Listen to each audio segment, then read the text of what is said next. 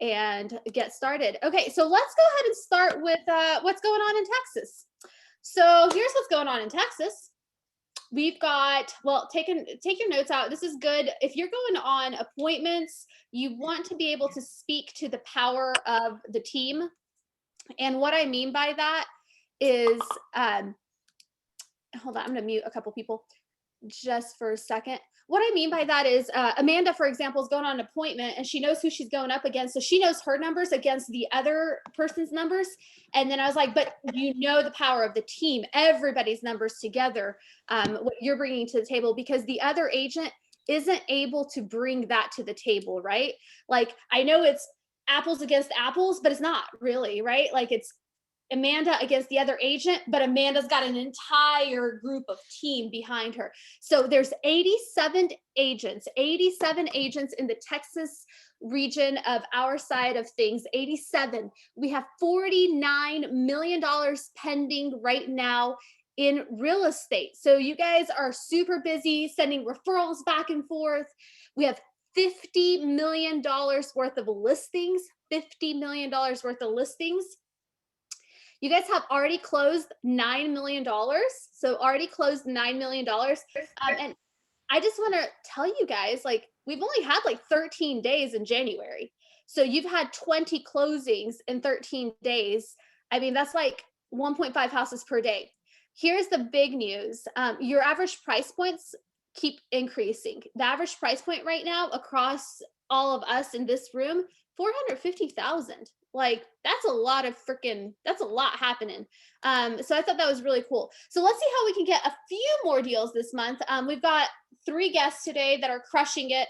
We got Jordan, who always crushes it. We got Ann, who always crushes it. And we got Beth, who always crushes it. So a good thing would be if you just, whatever you're working on, just push pause for a second. And Jordan, I know you're working with a lot of things, but one of the things that you mentioned was this reverse contingency. It's the first time I've ever heard it in my life.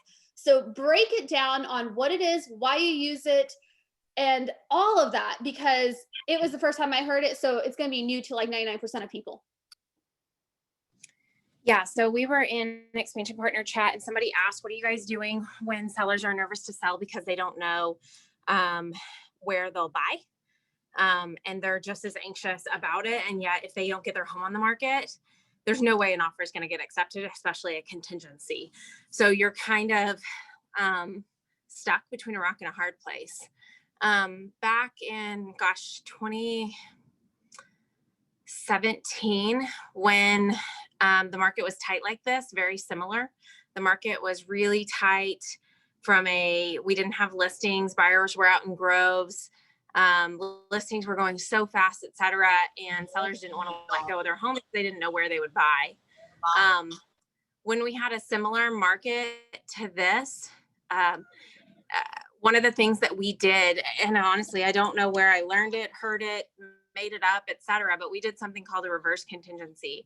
And that was essentially where we told, we had our title company's legal write-up language that gave the seller 2 weeks to find a home to buy. Otherwise, the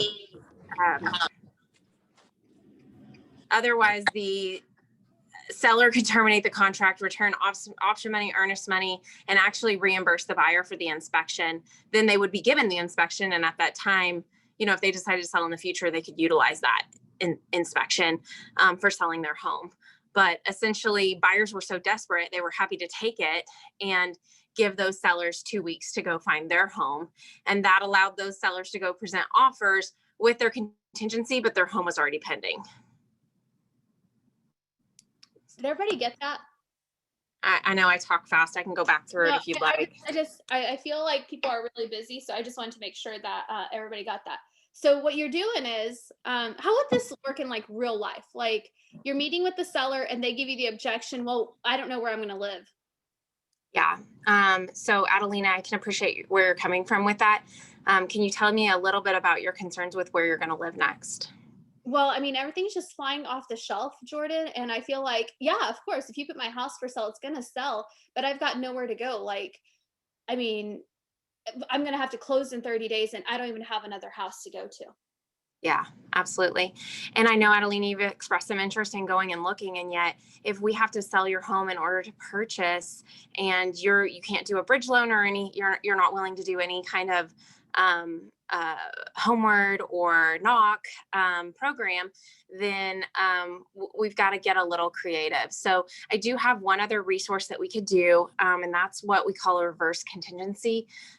Because when you go out and look in this market, you're going to have to make an offer, and that even if you're the best offer in multiple offers, if you have a home to sell and that home's not on the market and doesn't have a buyer already under contract, a seller, just like you wouldn't consider that in your buyer, they're not going to consider that for the home that you're buying. And so this is a way, it's called a reverse contingency, where we can put your home on the market. We'll put in MLS that seller is requiring 2 weeks that they can terminate the contract and return all monies paid, and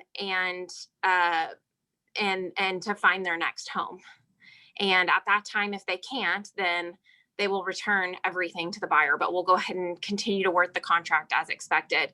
That gives you 2 weeks to go start looking for your next home, making offers, etc.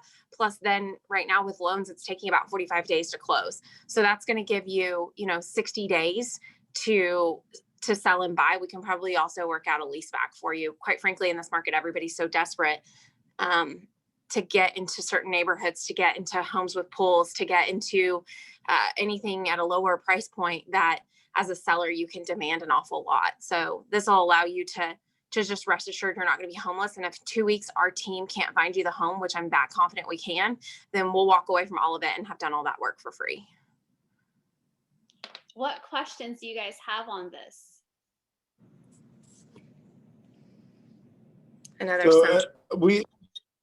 This is a really, really good idea. As far as your title company's legal writing that up, is that something that can we use that language, or is that something that we would need to contact someone in our market?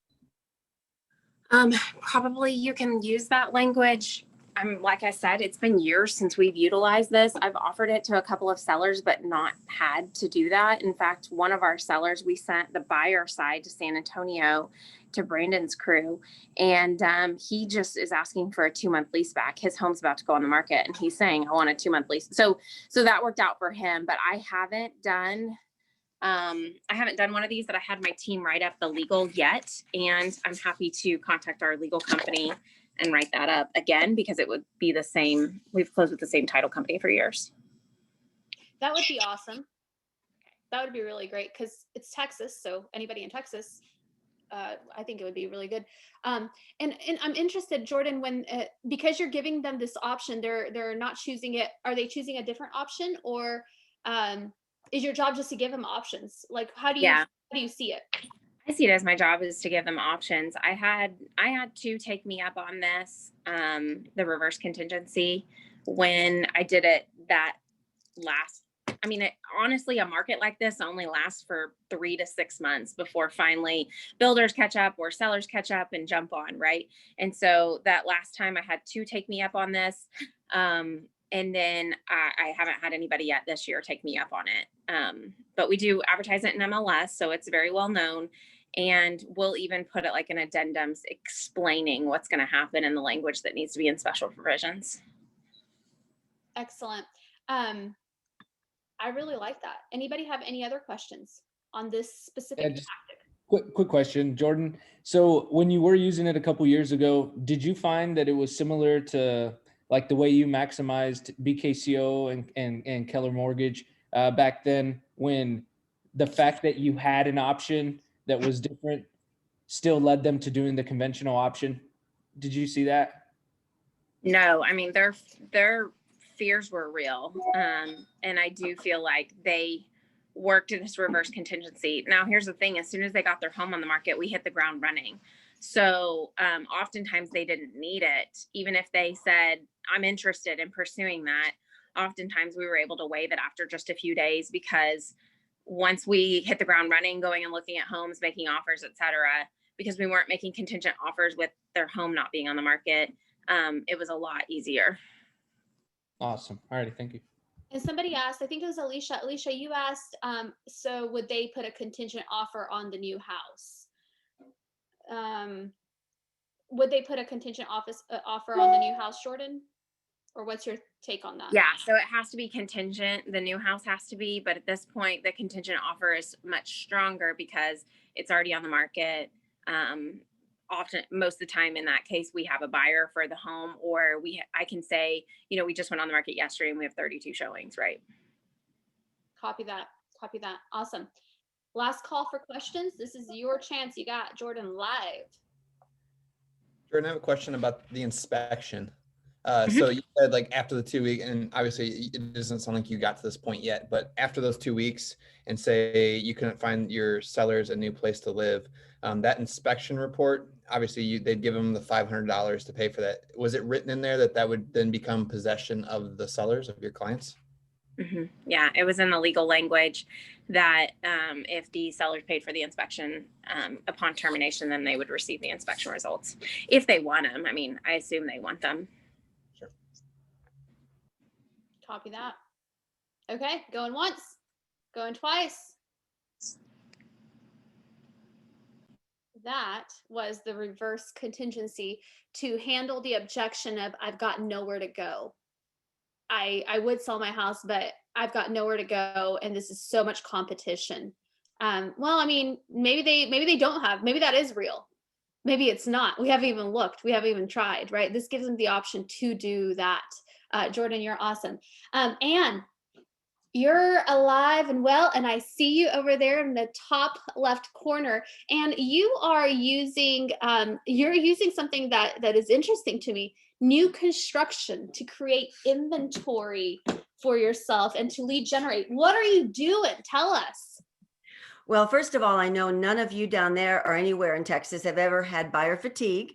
And I know that none of you have had buyers that are in multiple offer situations. So this is unique. And I also know that as agents, none of you have had trouble getting open houses. But here in North Texas, all three of those are at the top of the list. So the first thing I want to address, of course, is buyer fatigue. I've had so many buyers say, I'm done. I can't do this anymore. I've looked too much, especially the husbands. They get done earlier than the women. So, I keep telling them, let's plug along. But the one thing I do in my buyer consultation is I definitely give them all the options they have, from pre-loved homes all the way to new construction. And I really try to zero in on the new construction so there's no hiccups along the way and make sure they understand how new construction works. Number one, that eliminates the competition because you can go in and you're hopefully not up against 4 or 5 other offers. But the one thing you have to remember, how many times has someone come back to you and said, well, that sales rep at ABC Homes said, I don't need a realtor. And my first question to them always is, before I say anything else, is, okay, so who is that sales rep employed by? Who pays their paycheck? And I let them answer. And of course, they'll say the home builder. And I'll say, great. Then when it comes to protecting their paycheck or protecting their employment, who are they going to stand up against when it comes to negotiating for the home? And of course, once I've said that, they're like, okay, we're all on board. We understand. But then why do we really need you? What do we really need you for? And I explain to them the contract. We have about an 8 or 9 page contract when it comes to regular residential. A builder contract is anywhere from 25. I've had them as high as 60 pages long. And people just cannot negotiate through that. So I try to walk them through what some of the problems are. How many builders now are not protecting you against appraisal because of the cost of materials going up. You might have got your contract for $350, but by the time you close, it's $380. And if you didn't read the contract right, you're obligated for $380. So you've got to make sure you know those things. What type of materials are going into the home? What kind of options do you have? What kind of incentives do you have? And things like that. They've got to understand how to protect their earnest money. The earnest money program runs a lot different than pre-loved homes. A lot of builders, once you put your earnest money down, if you back out, it's gone. So you have to know how to protect that. Then you also have to know that about the inspections. Should I get an inspection before I move in? Should I wait and get the inspection later? What's the 1, 2, 10 warranty? A builder will always throw out there, you've got a 1, 2, 10 warranty. Well, what is it? Well, how does that work? So these are all things I need to explain to you and walk you through.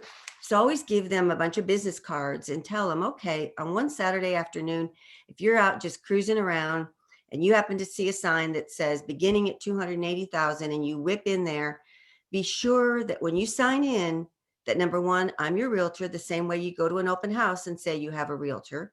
Give them my business card.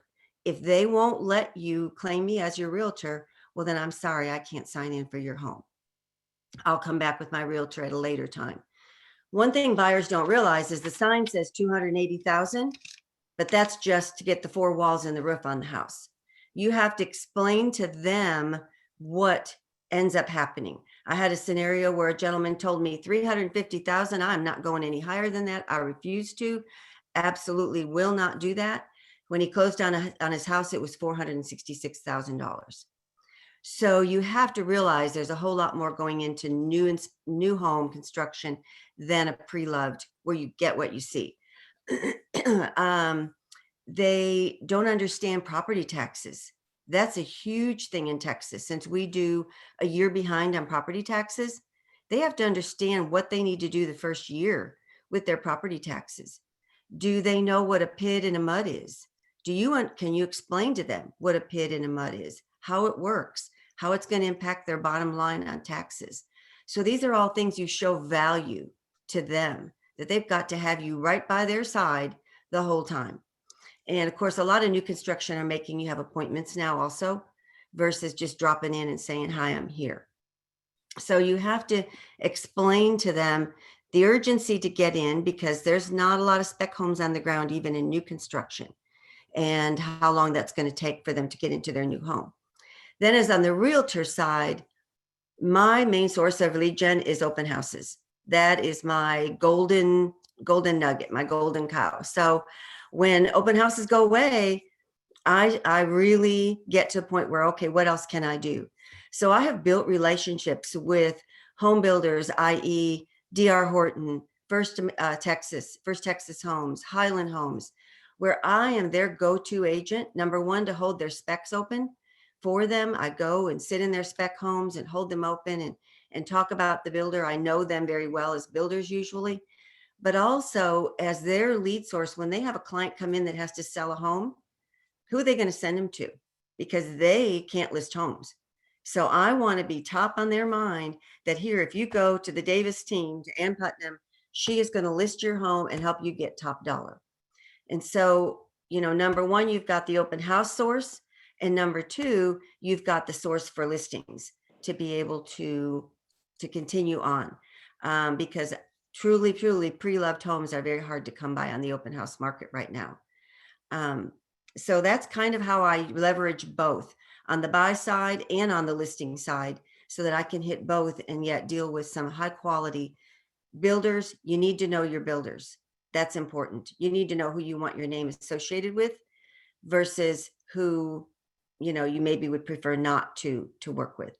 So that's kind of how I run as far as getting my buyers in homes and getting listings on the market.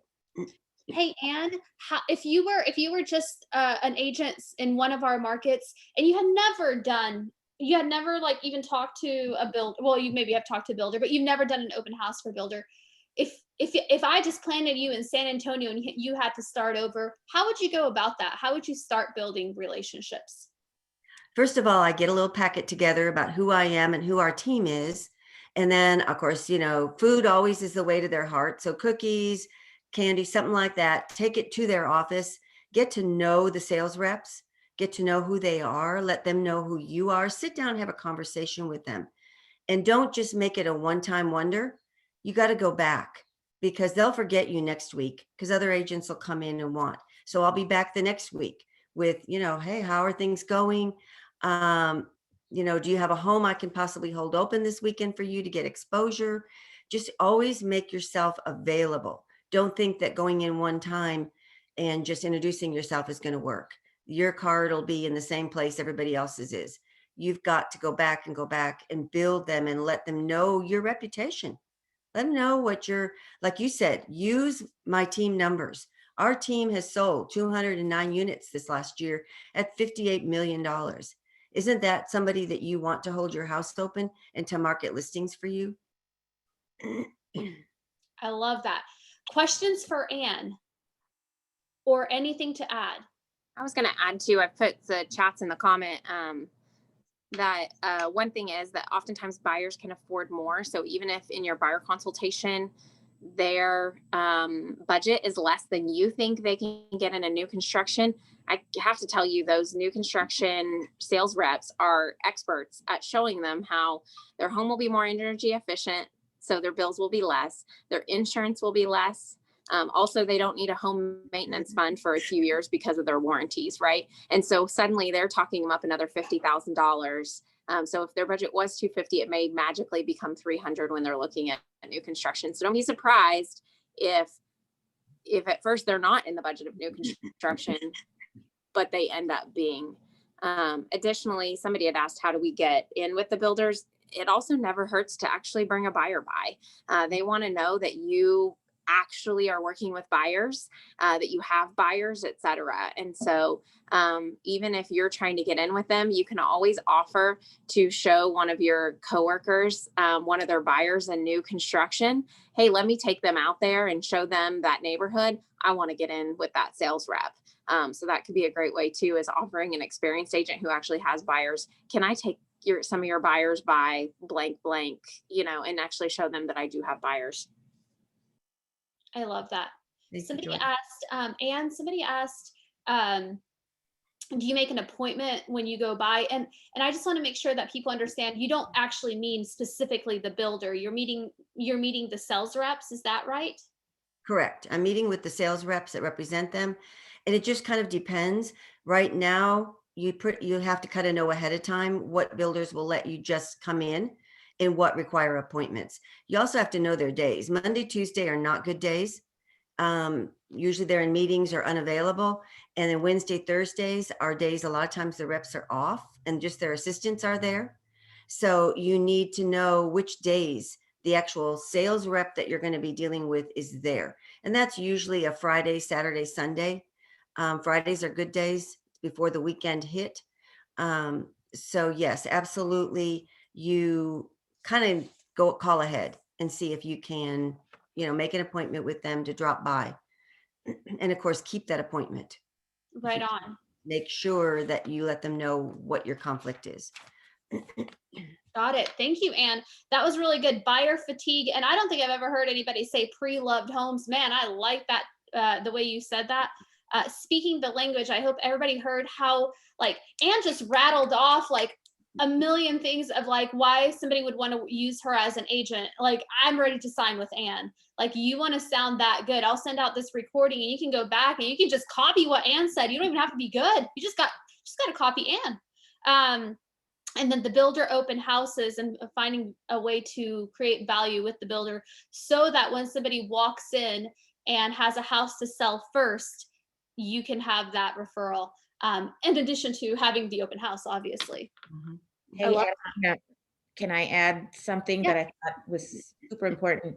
And I loved that you said creating relationships with those sales reps is critical for all the reasons you mentioned, but also I've made it a point to develop those relationships with the sales reps throughout my career, and they are a lot less likely to pull one of those scripts in which they advise your client to leave you out of the deal if they know you are the agent. And so I think that the building of relationships with them is so good for so many reasons, but that one being the one that we as agents have the most problems with. When a client walks in without us and they sign and all of a sudden we're out of the deal. Well, if you call them back and say, hey, so-and-so walked in without me, I didn't know they were going that way, I can text all my sales reps and they'll usually be like, yeah, don't worry about it, girl, I'll take care of you. So those relationships are so critical. Thank you for making that so clear, Anne. And I just Yeah. love your calmness and your authority with enough care and candor combined. I just want to be your client too. Thank you. Thank you. The one thing I will say in building relationships, an example, a couple weeks ago, I happened to be in outside Nashville where I had no internet and no phone for 2 days. So I did a new construction contract in less than 24 hours by text. And when I asked the rep if she needed my information, she goes, "We know you. You've done so many transactions with First Texas. We'll just pull your information." So I think that relationship building is very important. And I was 1,000 miles away and still able to be a part of the transaction. Right on, right on. I love that. Thank you, Anne. Beth, want to wrap us up? Sure thing. Is it cool if I share my screen? Yes, please share your screen. You're going to talk to us about how you're leveraging your buyers to create listing appointments. Yes. So everyone knows right now is with like the market, and we have such low inventory that my poor little first time home buyers are just getting eaten up by the market.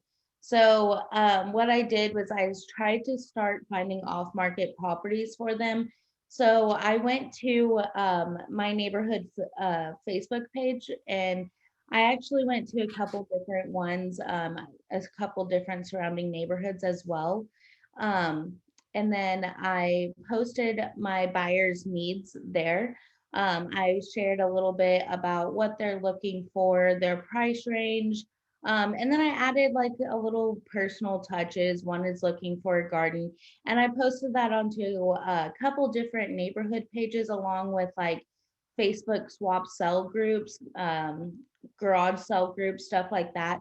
And what actually happened was I ended up setting 2 listing appointments, and I got a new buyer appointment. And I set a preview for one listing for a buyer, and then I actually got my clients into 2 pre-market homes with agents that saw this. So it's a great, I was like, holy smokes. I thought like I was just going out and posting stuff for my first time home buyers because it's such a shark tank that even if I'm offering, that we're paying seller policy and every single thing, like my offers just aren't getting accepted. So I actually started going on these listings appointments with these sellers, and I always go in there with the attention. I first tell them, hey, I have a buyer that's looking for this in your neighborhood. Your home seems to fit the criteria, but if it doesn't, then I want to list your home. So I tell them that before I even walk in there. So it's not just like a FSBO preview where you're like, hey, I might have a buyer that's looking in this home. And then it's like really awkward because then you have to pivot from like you don't have a buyer to now you want to sell your home. For me, it was really easy. I went to one yesterday or 2 days ago, and it's actually a pretty good fit for my buyer. So I'm taking them by today first to look at the home. And if it doesn't work out, the guy's ready to sign. It was actually a really weird situation. It was me and 2 other agents, and he was pretty much group interviewing us as he was showing us the home. And he was asking us questions. And I stopped him and I was like, Jeff, I'm not here to interview right now. I'm here to preview your home because I actually have a buyer.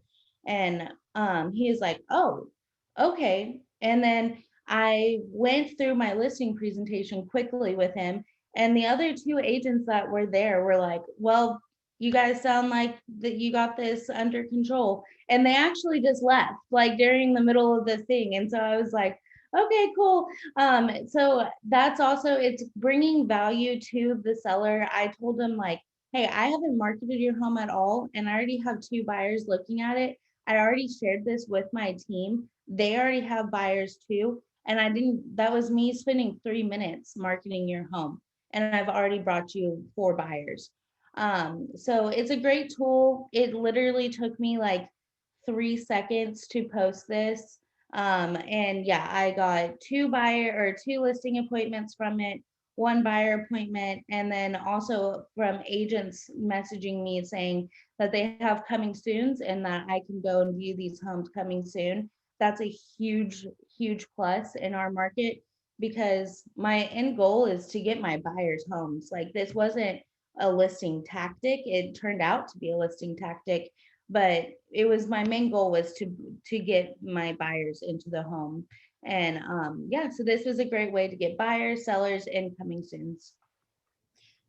Awesome. Thank you for sharing. And just for everyone that's, doesn't talk to you every day, Beth, this was from Monday. This wasn't like the last 2 months we've been trying this and we've got some numbers, so let's share it with everybody and look good. This was like this week, like real time this week. It's happening. So let's share it with everybody so everybody can do it, right? Everybody's part of some group. Everybody's got a buyer, right? Doesn't mean that it's going to work every single time, but it's never going to work if you never do it. So that was awesome. Any questions for Beth? And I also got I got like 22 replies off of just one post. Another one got, I think, around 30 replies. So I also I also got a good 4 to 5 seller nurtures that they're just not ready right now. But it's definitely good follow-up for in the future. Definitely makes you realize that your neighbors have the people in your surrounding area have no idea what the market is doing right now. So when you tell them hey, this is what you can sell your house for, they're flabbergasted. So it's a great way to get nurtures. Right on. Brandon, you have your hand up. Yeah, just an aha. That's amazing, Beth. I've known you for a while, so I know you've been really consistent with your social media, and this isn't the first win you've had from there. But I just love how when you know the presentation and you're coming from intention, it doesn't matter if that appointment goes from a buyer to a seller to an investor. You showed up with the intention of a buyer. You knew the presentation to knock it out real quick, so much so you scared those other 2 agents away. And then you proceeded with whatever you were there to do, and then took everything else as it came because you were prepared for everything. So thanks for sharing that story. That's pretty amazing. Everybody who shared today, we got a lot of stuff going on that we could use to help people, and you guys are killing it, gals rather. Killing it. The gals are killing it. You are right. We might do if the boys ever raise their hand that they want to do something. No, I'm just kidding. The beauty of growth, by the way, guys, is when we say we have 87 agents, half the people are like, woo, other half are like, oh my God, are we going to just keep getting bigger? The reality is, if Jordan never came in our life, we wouldn't have heard about the reverse contingency. If Ann never came into our life, we wouldn't have talked about builders today. If Beth didn't come into our life, we wouldn't have known how she's leveraging her buyers to get listing appointments, right? And also inventory for her buyers, right? Every single person that comes into our life, I'm a big believer that there's a reason that they came into our life. And it makes me feel so fulfilled to know that you guys are all out there crushing it. And every so often, somebody crushed it in a specific thing that would help the entire group. And that is powerful. You don't have to figure it out for the next 20 years. Let's just figure it out in real time, right now, what somebody else is doing, and leverage the power of everybody's brilliance, not your own brilliance, right? I'm not smart enough. This group is way smarter than me. That's such a cool mindset. I really appreciate that about you guys. Beth, can you tell us wrap us up with which groups would you be adding, any tactics that you have around that? Your neighborhood group that you actually live in, surrounding neighborhood groups. And I know, Veronica, you asked how do you get into surrounding neighborhood groups? They're going to ask you do you live in this neighborhood? Just say, yes, I live in this area, because you do live in the area. You don't live in that exact neighborhood, but you live in the area, it's fine. And then neighborhood, Facebook, Round Rock, for me, I'm in Round Rock, swap sell, or Round Rock garage sells. I know Midland has Midland Garage Post or something like that, Trading Post. So that would be a good one to go and do that in, especially in that market, hometown. But other than that, that's some other groups that you can definitely add yourself into. Okay, awesome. Well, I love that, Beth, because if everybody screenshot Beth's post that said please delete if not allowed, right? Like right off the bat, you're like coming in like not with like these airs that you're so important, right, and entitled, right? You're coming in like, hey, like if you want to delete this, it's if you're an admin, like no problem. But I'll tell you, I bet you real estate is a hot topic right now, guys. It is such a hot topic. There's very few people who would delete real estate posts because everybody's looking for a home or needs a home. And when you say, I have these sweet clients that I really need to find a home for, it's really hard for somebody to be like, yeah, no, I don't want you to help your client. Like that is not human nature, right? Now, sometimes you might have an asshole of an admin, like, you know, they exist everywhere. It's not just Facebook, it's everywhere. Just drive around town and you'll find them, right? Like it's the guy who will beep at you, right? Or girl. I added at the end, it was like, I know this might be an odd request, but as the realtor, I'm going to every length possible to find my buyers a home. So that is what, like, you're also setting yourself up like, hey, I know this is weird. Like, I get it. I'm asking you to sell your home on social media. It's weird, but I'm doing it because I'm such a great real estate agent. Right on. Good spot to end. I appreciate that. You guys, what a great morning. So happy to see you guys. Thanks everyone for sharing. We'll see you guys later. Jordan, Ann, and Beth, you guys rock. We'll see everybody next week. Bye, guys. Catalina, thank you for All putting right. everything together. Bye. Bye, guys. Ooh, echoey. It was so Woo-hoo! Power up! Because I heard myself echo. I know they did. Well, yeah, they did with Adelina. She's like making fun of me. I've done power ups in such a long time with that power, but I need to we might need to do that one time. Power up, power up, power up. You're gonna be in charge of that. Adelina, I miss you. I know. It's like I hate this whole COVID thing. Like I don't see I anything. know. Can I drive down to Austin and see you or something? Or like, can you come see me or like whatever? Right? I mean, we have plenty of places we could go. Yeah, girl. All right. Well, happy to see you. Thanks for leading today. See ya. Bye, girl.